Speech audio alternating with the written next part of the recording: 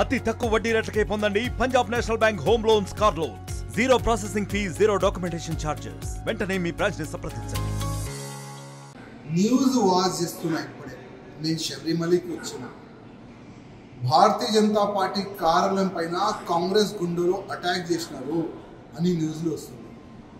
నేను మా పార్టీ కార్యాలయంలో ఫోన్ చేస్తే మా కార్యకర్తలు అధికారులు అంటున్నారు, కాంగ్రెస్ గుండెలు సడన్గా కట్టలతోని, రాళ్లతోని, రాళ్ళతోని పార్టీ కార్యాలయం పైన దాడి చేసినారు.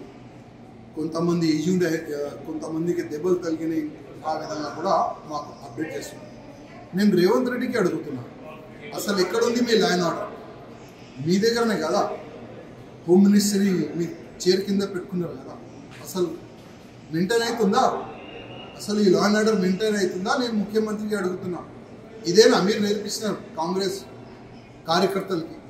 ఒక పార్టీ కార్యకర్తలు కొట్టాలి, ఒక పార్టీ కార్యాలయం పైన దాడి చేయాలి, నిరసన ప్రకటన చేయాలంటే దానికి ఒక పద్ధతి ఉంది కదా. అది మీ కార్యకర్తలకి మీరు నేర్పియలేదా రేవంత్ రెడ్డి గారు? నేను మీకు అడుగుతున్నా. అదే దాడి మేము చేస్తే ఏమవుతుంది? పక్కనే కదా మీ కాంగ్రెస్ పార్టీ కార్యాలయం.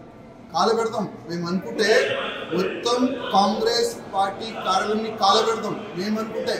యాద్ పెట్టుకోండి, మేము అన్ని ఇడిసి రాజకీయంలో వచ్చినాం, గుండాయిజం చేసినాం, అన్నీ చేసినాం. కానీ ఇప్పుడు ఒక రాజకీయంలో పబ్లిక్ సేవ గురించి వచ్చినాం. కానీ మేము బ్యాక్ వెళ్ళాలి. ఆ విధంగా మాకు ఆ సమయం తీసుకొని రాకండి. ఇమీడియట్గా ఎంతమంది మా పార్టీ కార్యకర్తల పైన దాడి చేసినారు, మా కార్యాలయం పైన దాడి చేసినారు, అందరికీ అరెస్ట్ చేయాలని నేను డీజీపీ గారికి, కమిషనర్ గారికి కోరుతున్నాను. అదేవిధంగా రేవంత్ రెడ్డి గారు ఇమీడియట్గా క్షమాపణ మీరు ప్రకటన చేయాలి. ఇమీడియట్గా మీరు సారీ చెప్పాలి. ఎందుకంటే ఒక పార్టీ కార్యాలయం పైన దాడి జరిగింది. నిరసనం చేయాలంటే అది దానికి ఒక పద్ధతి ఉంది, మీకైతే తెలుసు. కానీ మీ కార్యకర్తలకి, మీ గుండెలకి తెలియదు అనుకుంటా. గుండాయిజం చేయొద్దు. గుండాయిజం చేస్తే గుండెలకి ఏ భాషలో మేము చెప్పాలి ఆ భాష కూడా మాకు వస్తుంది. ఆ పరిస్థితి తీసుకొని రాకండి. అర్థమైందా? యుద్ధం చేయాలంటే కూడా మేము రెడీ, రాజకీయం చేయాలంటే కూడా మేము రెడీ. రేవంత్ రెడ్డి గారు యాద పెట్టుకోండి, క్షమాపణ చెప్పాలి ఇమీడియట్గా. రేవంత్ రెడ్డి క్షమాపణ చెప్పాలి.